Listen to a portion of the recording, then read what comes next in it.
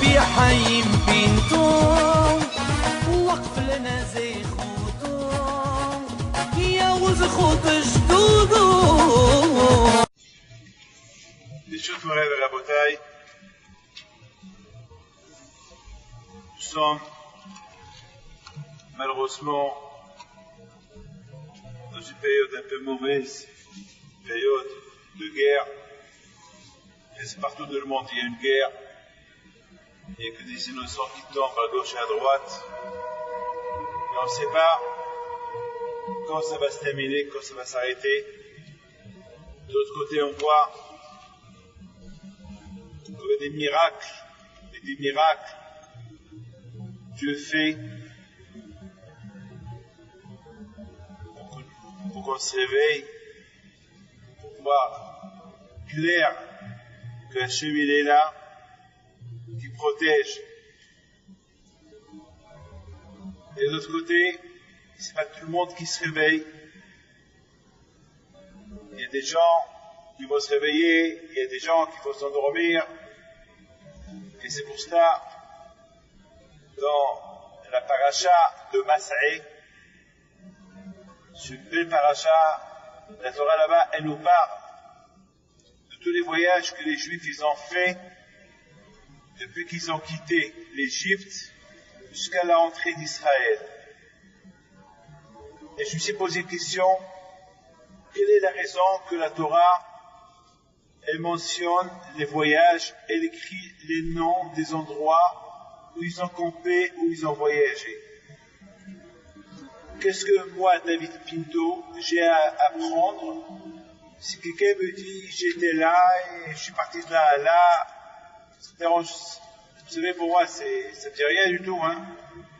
Vous imaginez que quelqu'un qui vient chez moi et il commence à me raconter les voyages qu'il a fait, là, je lui dis, eh ben, tant pis pour toi, qu'est-ce que tu me racontes? C'est uniquement que si vraiment il me raconte quelque chose d'impressionnant qui lui est arrivé dans un voyage, je comprends. Comme par exemple, lorsque les Juifs ils ont quitté l'Égypte, ça c'est beau à dire. Les miracles qu'ils ont eus lorsqu'ils ont quitté l'Égypte, le dernier coup que Dieu a donné aux Égyptiens, Makat Vechorot, que tous les premiers-nés sont morts, ça c'est impressionnant, ça c'est à raconter. Ils ont quitté l'Égypte tel jour. Au moment qu'ils ont quitté l'Égypte, les Égyptiens étaient en train d'enterrer les premiers-nés. Ça, c'est important. C'est beau de le dire. Mais de dire tous les voyages qu'ils ont fait pendant 40 ans dans le désert, qu'est-ce que j'ai à apprendre de ça? C'est normal qu'ils sont partis d'un endroit à l'autre. C'est tout à fait normal. Ils ne vont pas rester pendant 40 ans dans le désert. Qu'est-ce qu'ils vont faire dans un seul endroit? Donc, Akadosh Baruch Hu Hashem, il les a un peu occupés. Mais, de l'autre côté, il y a eu beaucoup de problèmes pendant ces 40 ans. Ici, il y a une chose, et puis la Torah, elle nous raconte tous les problèmes qu'ils ont eu dans les endroits où ils ont campé, les problèmes. Et à cause des problèmes qu'ils ont eu, ils ont appelé l'endroit, parce que le désert, il n'a pas de nom. Donc, ils ont donné un nom à l'endroit où ils avaient un problème. Est-ce que moi, David Pinto, j'ai à apprendre? Vous savez très bien que tout ce que la Torah elle dit, c'est des choses à apprendre.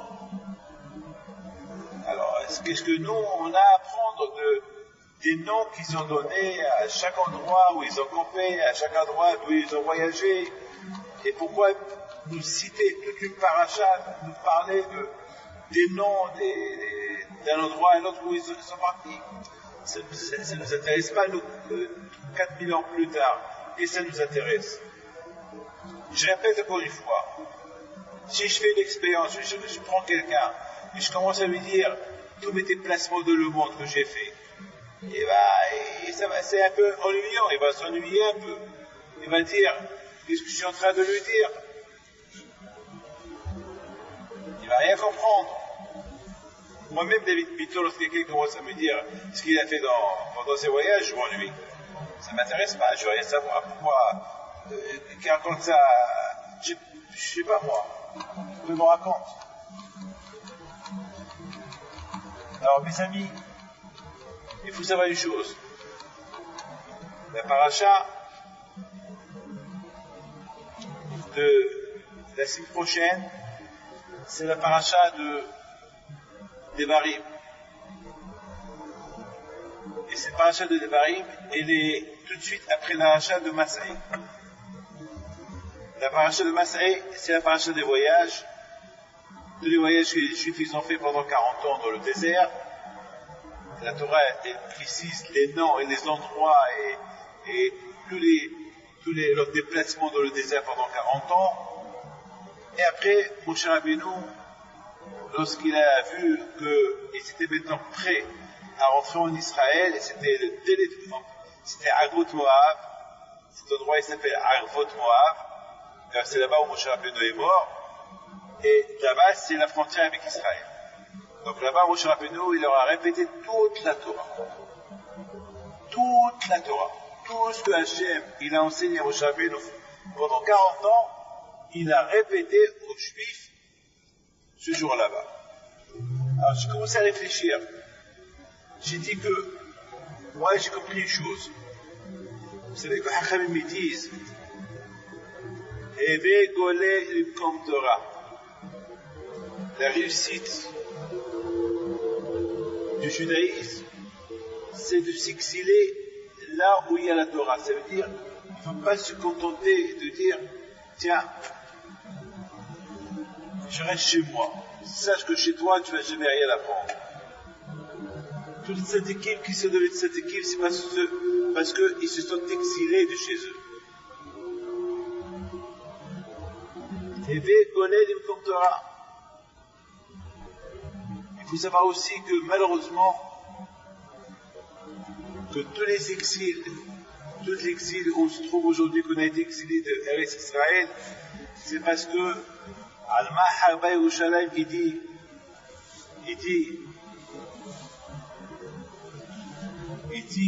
Yermia Navi, pourquoi Yerushalayim a été détruite? Yermia il dit, Alma Harba Yerushalayim, Al Osman, parce qu'ils ont délaissé la Torah. Ça veut dire que l'exil de Eretz Israël, c'est à cause qu'ils n'ont pas étudié la Torah. Alors, on a ici deux choses. Il faut s'exiler pour aller étudier la Torah. Il y a le peuple juif a été exilé parce qu'il n'a pas étudié la Torah. Il y a ce qu'on appelle l'exil du bonheur, il y a ce qu'on appelle l'exil du malheur. Quelqu'un qui est chassé de chez lui, c'est ce qu'on appelle l'exil du malheur.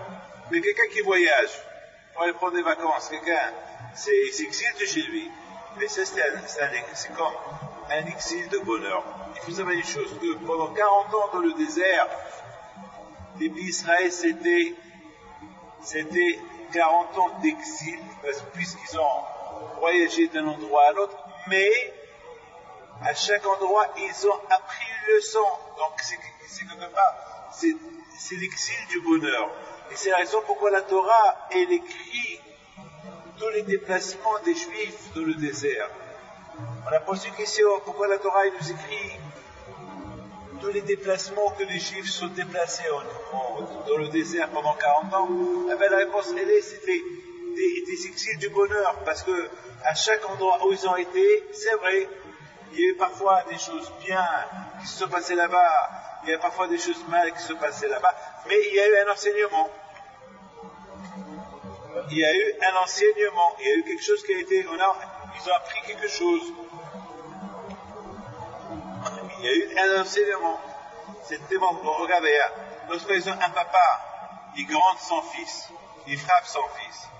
Il ne va pas le frapper parce c'est pas méchanceté. Il le frappe parce que il le gronde.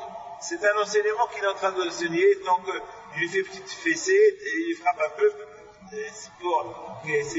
Vous savez que ma mère qui dit que celui qui corrige pas son fils avec le fouet, eh ben, ce bébé-là, il va devenir un bébé mauvais. La Gemara dit que Yaakov Abinu, s'il a bien éduqué ses enfants, c'est parce que toujours il leur a fait des reproches. Il les a toujours grondés. On a vu qu'Abraham Abinu, il n'a pas grondé Ishmaël. C'est pour ça qu'Ishmaël est sorti mal. On a vu que Yitzhak Abinu, il a grondé uniquement Yaakov et pas Esav. Et c'est la raison pourquoi Esav, il était mal. Donc ça veut dire qu'il y a ce qu'on appelle, il y a l'éducation. Il ne faut pas croire que lorsqu'on grande, lorsqu'on corrige un enfant, c'est parce qu'on ressent mal. Non, pas du tout. On ressent bien. Donc, il faut dire que le don,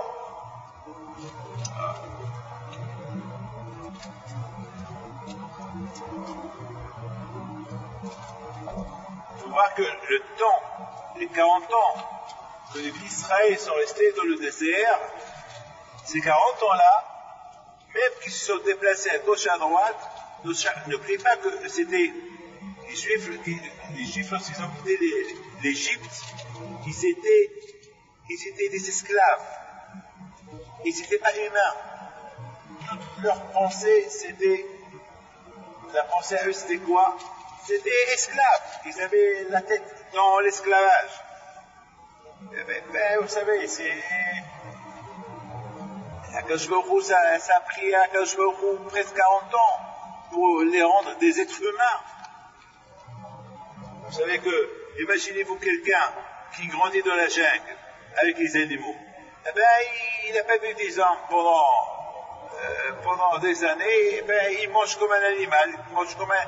Vous savez, aux Indes, ils ont trouvé un enfant aux Indes qui vivait avec un tigre, qui vivait avec des animaux. Il y a aussi un enfant aux Indes qui a grandi avec des loups. Donc, il ne parlait pas, il faisait des gestes comme des loups. Donc, il a fallu presque 20 ans pour qu'il devienne un homme normal. Donc l'Israël aussi, dans le désert, c'était des esclaves. Ils ont perdu leur identité humaine. Donc, il a fallu 40 ans dans le désert pour les rendre des êtres humains. Et c'est la raison pourquoi la Torah elle mentionne tous les endroits où ils ont été, parce qu'à chaque endroit où ils ont été, il s'est passé là-bas un événement qui les a rendus des êtres humains, un événement même qui était mauvais au départ, mais après qu'ils ont reçu une correction, ils ont été corrigés, donc c'est une leçon à apprendre.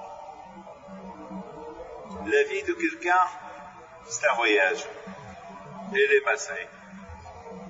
Depuis le départ, combien dans ce monde-là, jusqu'à combien de ce monde-là, c'est un moment un voyage. Vous savez que le Hafiz Haïm al Bashalom, il avait toujours une valise à côté de la porte. Une fois, ils ont posé une question. Ils ont dit, pourquoi tu as la valise à côté de la porte? Il leur a dit, comme ça je me rappelle que je suis dans ce monde-là comme un touriste. Je suis avec en voyage. C'est un aller-retour. La valise me rappelle que je suis en voyage. Je ne suis pas là éternellement. Je ne suis pas là éternellement. Je suis là uniquement pour un laps de temps. Donc, je suis en voyage. Donc, maintenant, on comprend très bien que un être humain doit savoir que dans sa vie, depuis le début de sa vie jusqu'à la fin de sa vie, c'est un long voyage. C'est un aller-retour. De la même façon qu'il est venu, il va retourner. C'est pas avec un aller, il n'y a pas d'aller. Il y a un retour. Quelqu'un, mes amis, qui habite en France et qui va en Amérique, il ne va pas prendre un aller, il faut un aller-retour. Parce qu'il n'habite pas en Amérique. Toute sa famille sont bien. Ils sont en France. Donc, dans ce monde-là, ça s'appelle Elé Masré.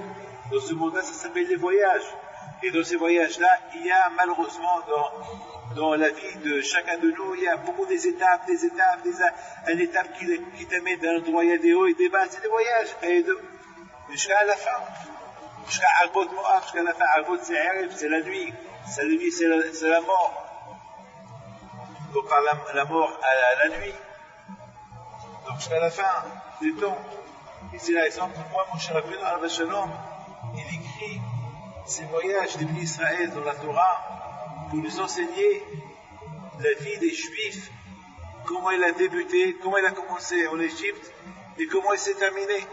Et c'est important, c'est important parce que la vie juive aussi de quiconque, elle commence depuis sa naissance jusqu'à sa fin. C'est des voyages, c'est des étapes qui sont pleines de bonheur, pleines de malheur, des étapes qui peuvent te donner des enseignements dans la vie, parce que chaque jour qu'on vit, c'est un enseignement nouveau qu'on apprend. Il n'y a pas ce qu'on appelle de l'ancienneté, il n'y a pas quelque chose de répétition. Chaque jour, dans la prière, on dit Hadashim, la Bekarim, chaque matin c'est un nouveau matin. On dit chaque jour, chaque matin, le monde il se renouvelle. Donc c'est un renouvellement, c'est pas d'ancien, ce qui était hier c'est hier, aujourd'hui c'est aujourd'hui, il n'y a pas, regardez, aujourd'hui malheureusement ils ont enterré un de nos élèves, qui est mort dans la guerre, et malheureusement, hier il était vivant, aujourd'hui il est mort. Voilà. Et non seulement, et voilà, il y a toujours, chaque jour c'est un événement. Même la vie, hier j'étais vivant, aujourd'hui je suis vivant, mais aujourd'hui c'est pas comme hier. C'est impossible de dire les mêmes jours d'hier qu'ils peuvent se passer aujourd'hui, c'est pas possible. Hier il faisait beau temps, aujourd'hui il fait mauvais temps, c'était pas nuageux, aujourd'hui il est nuageux, et même si c'est pas nuageux, c'est pas, rien n'est pareil. La vie de chacun, c'est des étapes. Et la Torah veut nous enseigner un enseignement que la vie de chacun, jusqu'à la fin, Avot Moab, et Moab, si tu vers papa, va passer à Kadosh Baruch Hu, jusqu'à que lorsque l'Aneshama retourne chez Kadosh Baruch Hu, il y a des bons. Pendant toute cette vie, il y a du bon et du mauvais. Et, ce qui est très important, c'est partir chez Kadosh Baruch Hu avec Eléa Devarim, avec les paroles de la Torah. Et c'est la raison pour laquelle mon champion Alav Shalom, il nous répète la répétition de la Torah pour nous dire que pour être un bon juif, il faut toujours répéter dans la Torah Eléa Devarim. Parce qu'après ce maintenant, lorsque tu te demandes si tu vas dans l'autre monde, ce que tu vas prendre avec toi, c'est Eléa Devarim. C'est ces paroles de Torah, c'est ce que tu vas prendre avec toi. Tu ne vas pas prendre avec toi rien du tout que la Torah et les mitzvot de Maaseh Tovim. Et c'est la raison pourquoi la Torah, elle écrit tous les événements qui se sont passés pendant ces 40 ans. Parce que la vie, elle est pleine d'événements. La vie, elle est pleine de nouveautés. La vie, elle est pleine de voyages. Et la vie, beaucoup de fois, écoutez, je voudrais vous dire une chose. Beaucoup de fois, on voyage quelque part pour une cause, et voilà, dans ce quelque part-là, il peut arriver quelque chose de grave, et puis voilà, toute l'histoire qui s'est terminée de cet endroit-là. Ça veut dire que beaucoup de fois, l'histoire se termine quelque part. Elle peut se terminer bien, elle peut se terminer mauvais, et donc on va donner le nom à cet endroit par rapport à ce qui est arrivé. Ben, il faut toujours espérer, souhaiter que toutes les choses qui peuvent se passer, qui se passent bien. C'est ce qu'il faut toujours souhaiter, prier à Kadosh Baruch Hu. En mettant en deux mots, Masé et Eléa Devarim. Ça veut dire que ou bien un homme qui doit être préoccupé pendant tous les voyages de sa vie, tous les voyages de chaque jour, parce que n'oubliez pas que chaque jour c'est un voyage. N'oubliez pas que lorsqu'on dort, l'Aneshama est monte en haut et fait un long voyage. Après, elle retourne en bas, encore un voyage. Et encore le soir, elle remonte en haut. Donc c'est des voyages tout le temps. Et les Masé.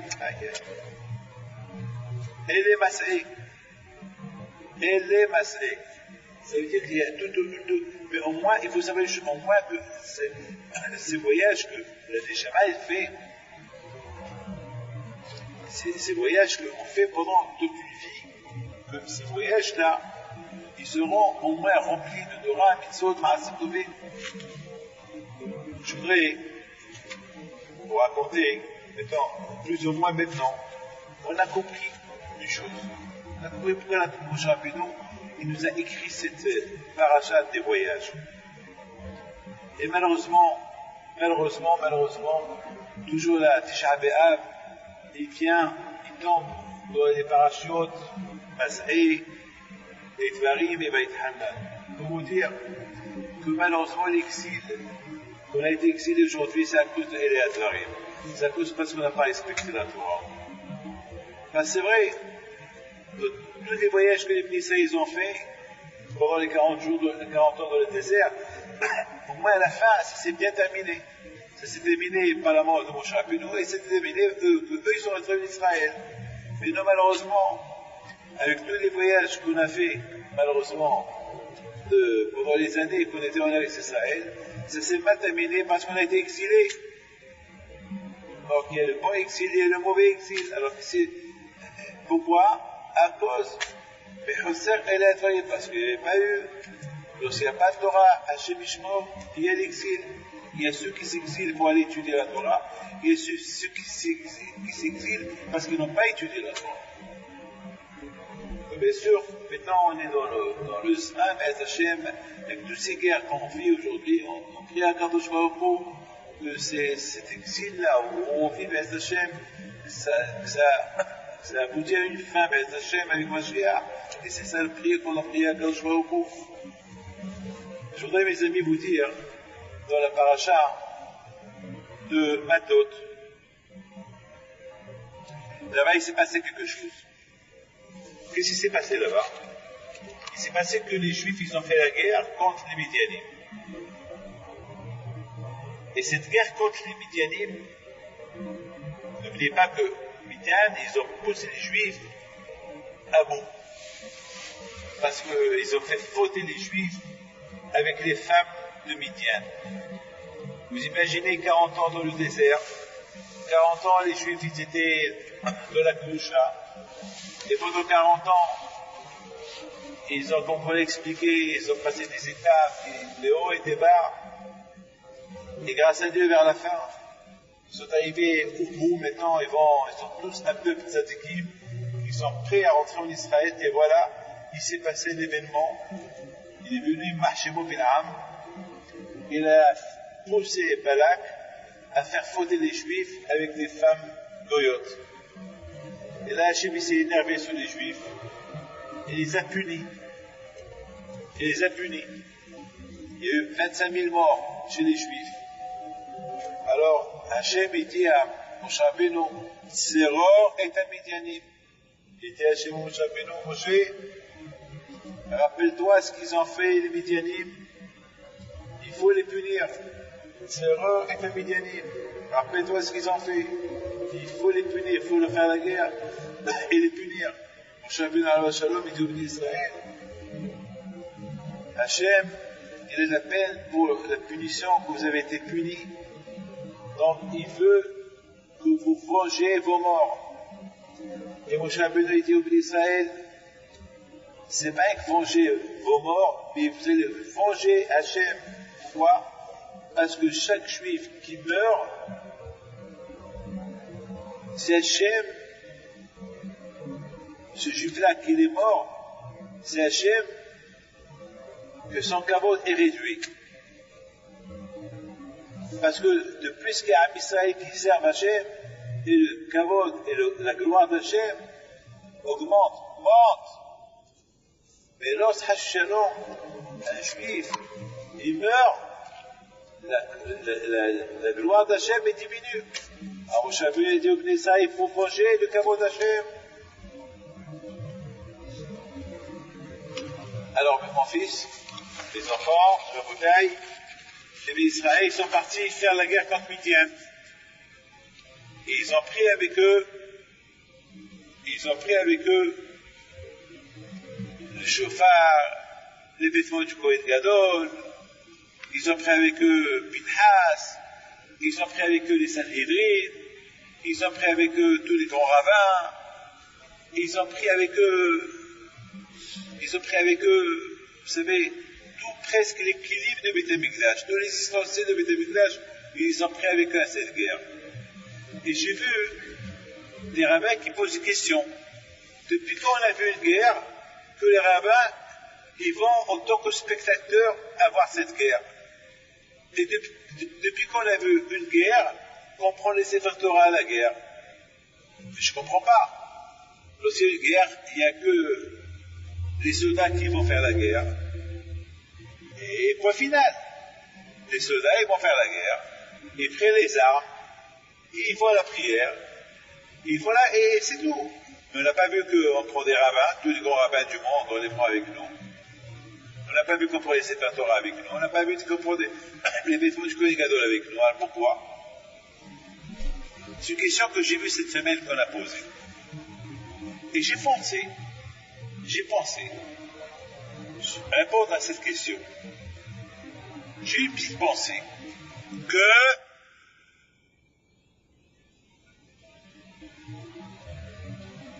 Moshe Rabbeinu alav shalom, il avait beaucoup peur de Bil'am Aracha. Bil'am Aracha, c'était un sorcier. Bil'am Aracha, il avait peur qu'il allait chauffer les juifs, les soldats juifs, pour avoir envie de repartir encore avec les femmes de Midian. Vous savez, un homme, il voit une femme, il a envie d'elle. Surtout si elle est mal habillée. Mais s'il ne la voit pas, il ne la voit pas. Mais Bil'am était tellement fort qu'il pouvait créer une envie chez les hommes pour avec les femmes. Et surtout les femmes de Midian, sachant que les Juifs ils vont venir leur faire la guerre, alors ils vont se maquiller, ils vont s'arranger pour être belles, pour faire fauter les Juifs avec eux, et là ça va être encore 10 fois plus catastrophique qu'avant. Alors au lieu qu'ils partent pour venger le nom de Dieu chez les Midianim, ils vont faire les fautes avec eux encore, et encore ça va être pire. Moshe Rabbeinu était super intelligent. Il a envoyé avec eux des tzadikim. Comme ça, les soldats, ils vont voir les tzadikim. Comment voulez-vous qu'un soldat il va voir une femme lorsqu'il voit qu'il y a un tzadik qui le surveille? Moshe Rabbeinu a envoyé avec eux des chauffarotes. Un chauffard, chantant le son du chauffard, tu as peur. Donc il y avait ceux qui sonnaient le chauffard. Donc les juifs, ils n'avaient pas le temps de regarder une femme parce qu'ils voyaient une femme qui était ensorcelée pour donner envie à l'homme pour aller avec elle. Et lorsque le juif il entend le chauffard, donc ça cassait l'envie de la femme. Il voit les vêtements du Kohen Gadol, ça le rappelle le Kohen Gadol, ça le rappelle le Beth Amikdash. Aujourd'hui, mes amis, lorsqu'on va faire la guerre aujourd'hui, qu'est-ce qu'on prend avec nous? Tilim. On prend avec nous les photos de tzadikim. Cette semaine, qu'est-ce qu'on a vu? Beaucoup des soldats qui sont partis faire la guerre aujourd'hui, malheureusement. Qu'est-ce qu'on a vu dans leurs poches? Des tilim. Il y avait un soldat qui est mort, le pauvre, son tilim était plein de sang. Malheureusement, vous allez dire, alors pourquoi le tilim ne l'a pas protégé? Il ne l'a pas protégé à lui, mais il a protégé des millions de juifs. Ce soldat, il a donné sa vie pour les autres. Vous avez compris? Et c'est la raison pourquoi Moshe Rabbeinu alav shalom, il a préféré cette guerre-là. C'est pas comme toutes les guerres. Cette guerre-là, c'est une guerre dirigée contre Bil'am, qui était un grand sorcier, et qu'il a fait faire fauter les Juifs, et presque à cause de lui, tous les Juifs ils auraient pu être anéantis.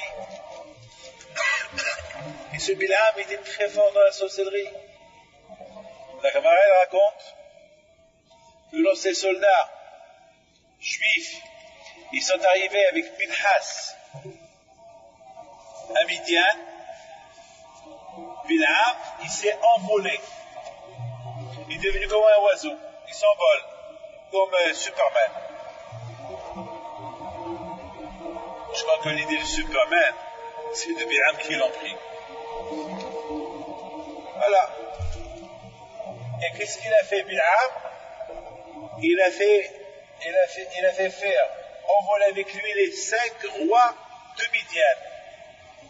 Vous imaginez 5 rois qui s'envolent.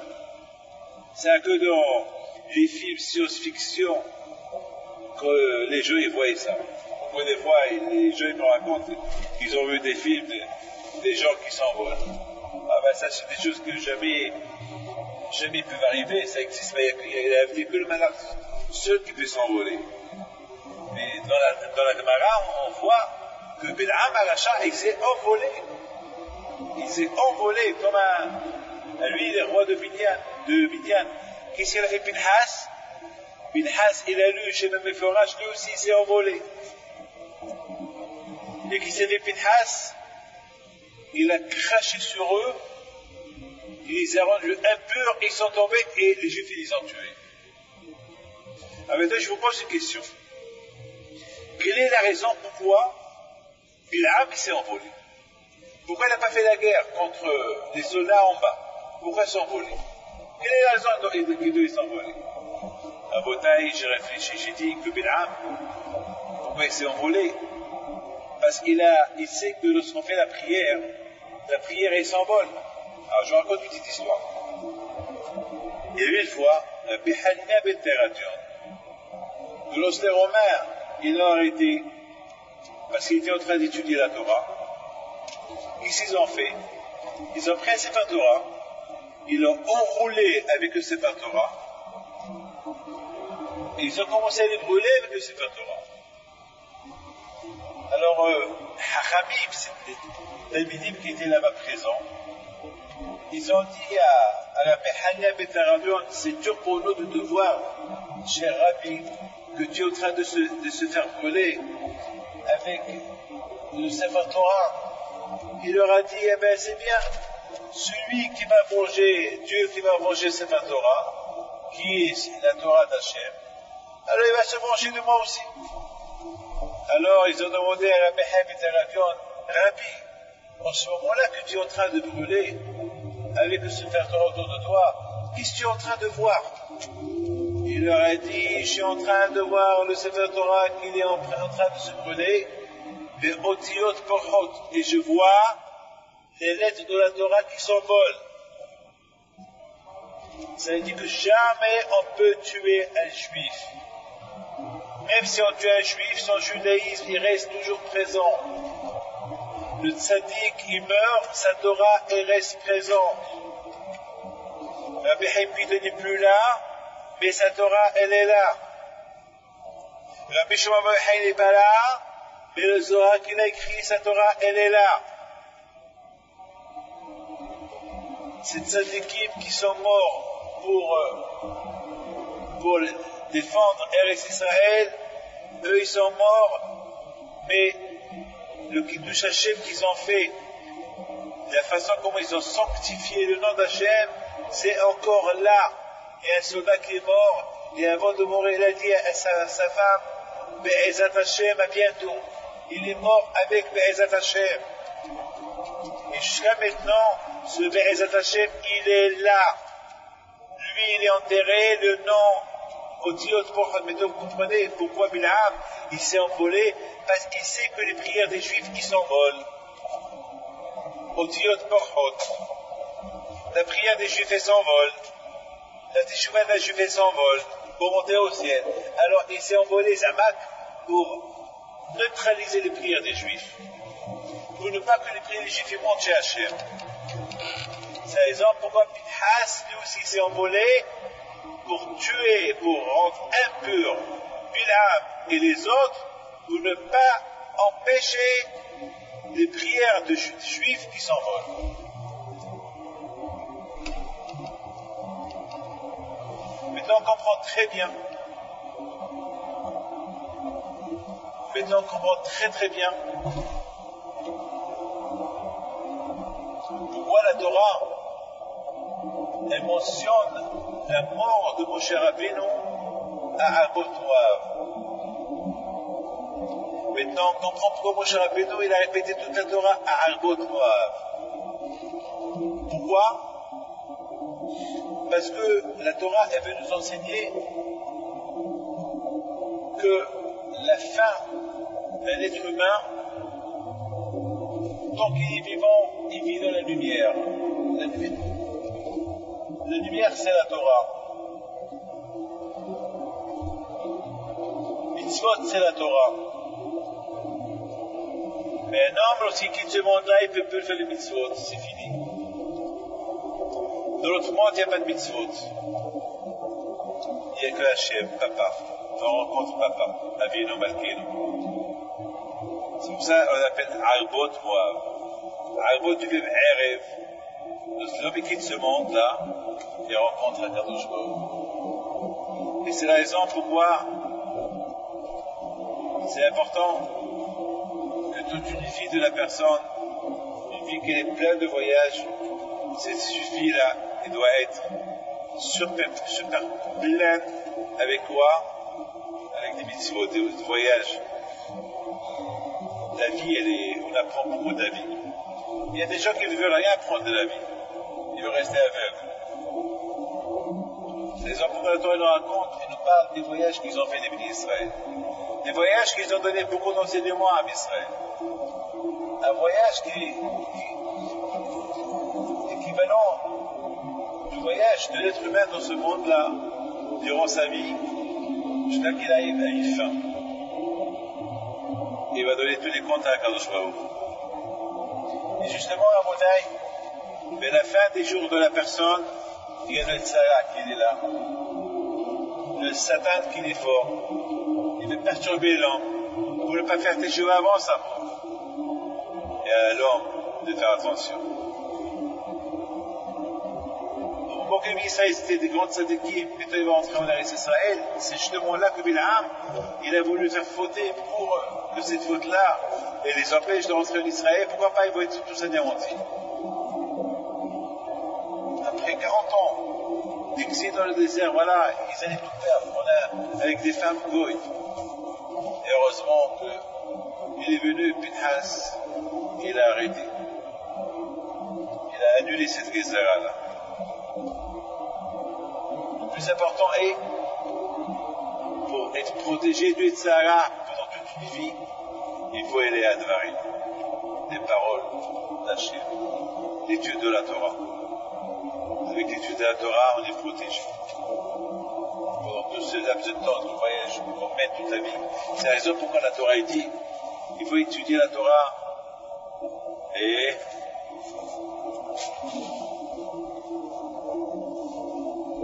c'est la raison pourquoi la Torah, elle nous rappelle, lorsque tu voyages, il faut étudier la Torah. Tu dors, tu étudies la Torah. Tu es chez toi à la maison, tu étudies la Torah. Tu es avec tes enfants, tu leur enseignes la Torah. Toute une vie, il faut être plein. Tu vas en vacances, tu prends la Torah. J'étais heureux à ce que je veux dire. Il y a un ami qui s'appelle Peter Bilisti. Il m'a raconté que lorsque il est parti à Paris pour le mariage de mon fils, le Bioel Pinto, il arrive à l'aéroport, il s'est rendu compte qu'il n'a pas pris avec lui la Gemara. Il a commencé à réfléchir, comment je vais faire 14 heures de vol, aller-retour, sans étudier dans l'avion, que je vais faire pendant 14 heures de vol. Il appelle sa femme. Il dit, Stéphane, je t'en prie, j'ai encore 1 heure avant que je rentre dans l'avion, et si tu peux me porter ma Gemara. Et je t'en prie, aide-moi. Parce que, qu'est-ce que je vais faire pendant 14 heures? Elle a dit, mais repose-toi, tu dors. Elle a dit, comment, même si je dors 2 heures, 3 heures, 14 heures, c'est pas possible. 18 heures, elle est dans l'aéroport. Qu'est-ce qu'elle fait? Elle prend la voiture et elle apporte la Gemara. Il m'a dit, Rabbi David, j'étais l'homme le plus heureux du monde. Lorsque ma femme est arrivée avec la Gemara, et dès que j'ai reçu la Gemara, l'avion, ils ont appelé pour qu'on rentre dans l'avion. Et je lui ai dit, combien de pages tu as étudié? Il m'a dit, j'ai étudié 5 pages. 5 pages de Gemara. Mais tu comprends pourquoi les femmes, ils ont hilek la Lamaba. Tu comprends pourquoi les femmes, ils ont hilek la Lamaba. Tu voyages, là où tu vas, tu étudies. La femme est au courage d'étudier. Maintenant, on comprend très très bien la vie de l'être humain, du juif. Toute sa vie, il a été haut et des bas, des hauts et des bas, des hauts et des bas, des hauts et des bas. Il va d'un endroit à l'autre, c'est des voyages. Il y a des endroits où il a eu des échanges qui se sont retournés contre lui. Des changements de situation. Il y a d'autres endroits où c'est sans bénéfice. comme les petits Israël. Ils ont été dans 40 ans dans le désert. Il faut savoir qu'après 120 ans, et je termine avec cette histoire, après 120 ans, on dit à l'homme exactement qu'est-ce qu'il a fait pendant toute sa vie. Donc, ils vont le faire voyager dans tous les endroits où il a été. Et ça va être en détail. Vous imaginez, même la pensée, on va lui exposer même sa pensée. Et toutes les bonnes choses qui sont sorties de ses actions, et les mauvaises choses qui sont sorties de ses actions. Et tout ça va être détaillé. Alors, il y a une solution. Pour que les choses soient attachées positives, si la Torah, elle est à dévarer. Elle est à dévarer. S'il y a les paroles de Moshe, les paroles de Torah que Moshe a nous a enseignées, que nous aussi, nous devons se les enseigner. Ça va toujours, il y a un début, donc il y a un début de la liberté, de l'esclavage, jusqu'à la rentrée d'Israël, comme ça aussi, il y a le début de la naissance jusqu'à la mort. Quand on retourne chez Akadosh Baruch Hu. Et de Akadosh Baruch Hu souhaite, Be'ez Hashem, Hashem il nous aide à ce que, Be'ez Hashem, chacun de nous comprendra ce que Hashem il veut de lui.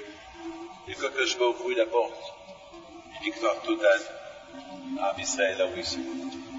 Et si Dieu veut qu'il y aura la paix dans le monde génératif, si Dieu veut, c'est une guerre qu'on ne cherche pas, on ne veut pas de cette guerre-là, que Dieu fasse que cette guerre-là s'établit le plus tôt possible avec Génération. Alors ce cours de Torah c'est l'Ishmat, et le fils à Jonathan Levé, comment il s'appelle? Jean-Philippe. Hein? Jean-Philippe. Jean-Philippe Levé. Et le Ishmat à Abraham Mouyad et Béjora Emira Mouyad Tane Satana Mouyad Zechona Levach. Amen. الهلولة لسيتو عالهرب دافيد بنتو الهلولة لسيتو الهرب دافيد بنتو نوضو يا العيالات صغارتو على ربي دافيد